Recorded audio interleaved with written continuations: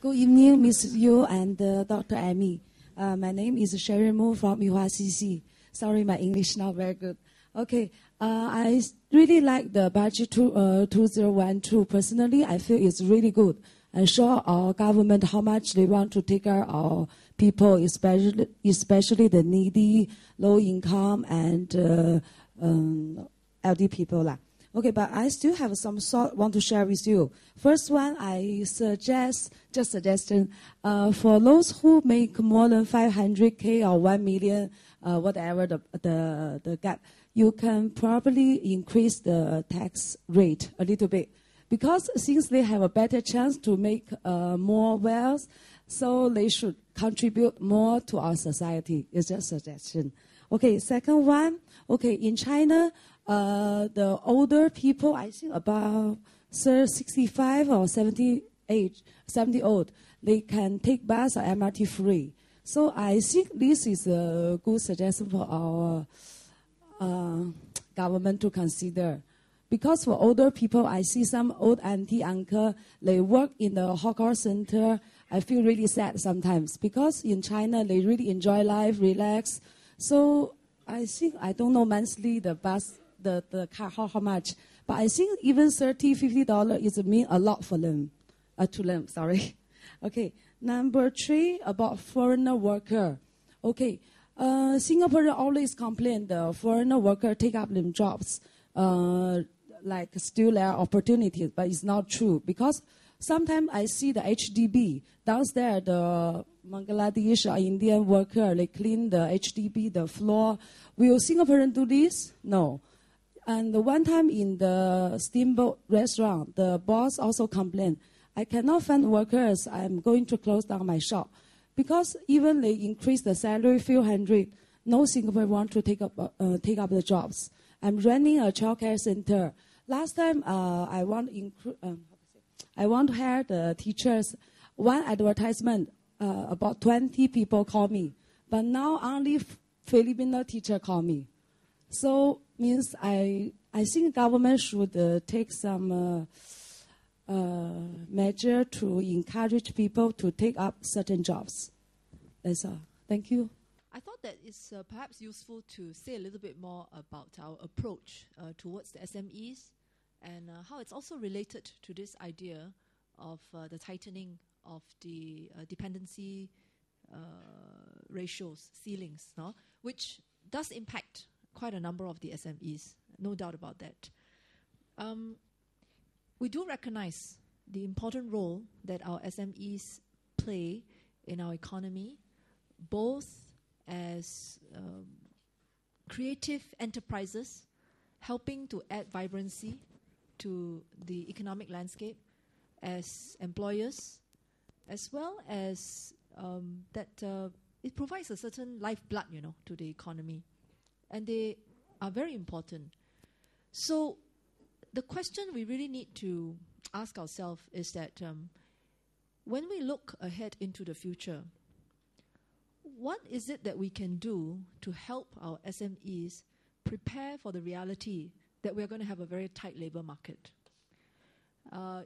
You yourselves, within your families, you can see that the next generation of Singaporeans are all very well educated. If you go to the ITE, every single ITE student aspires to go on to Polytechnic.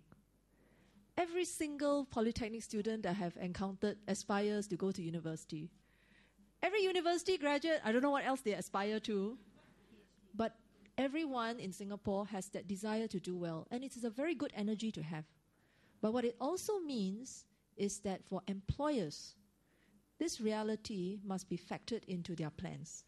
And they must be supported to transform themselves as our economy also transforms, so that they can keep pace, so that they also have the opportunity to get their share of talents from amongst the core Singapore pool. And that is our major challenge.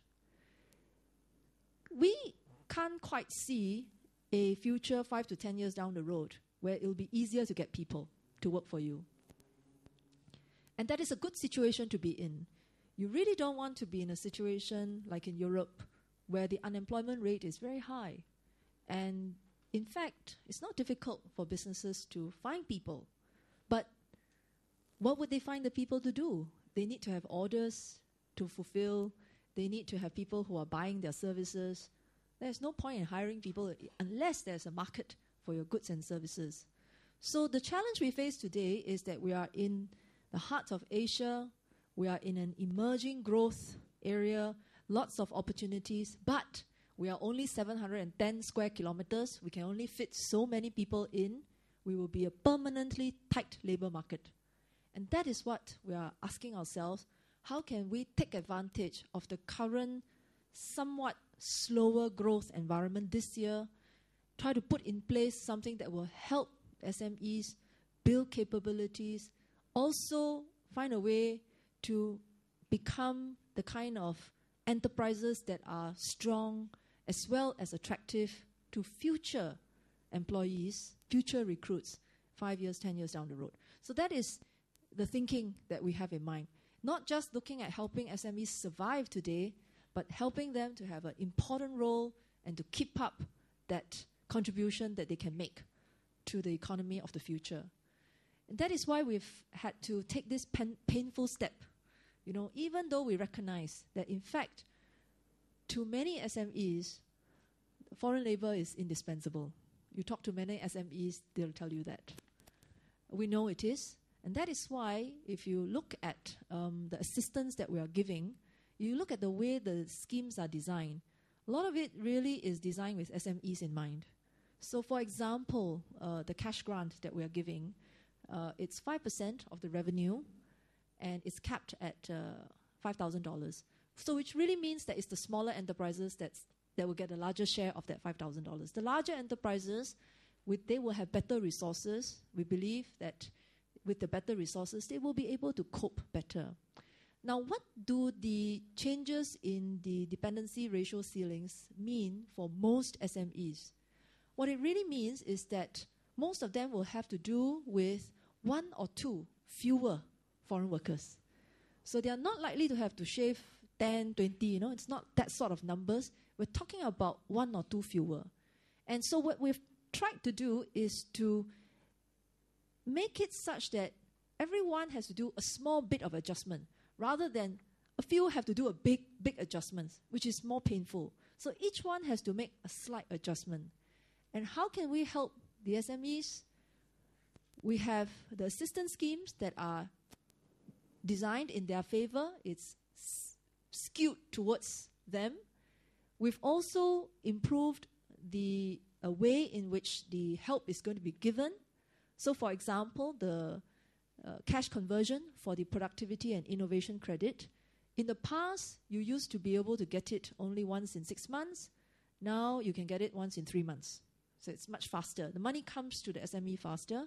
And also, we have made it such that the cash conversion, it used to be 30%, we've doubled it to 60%.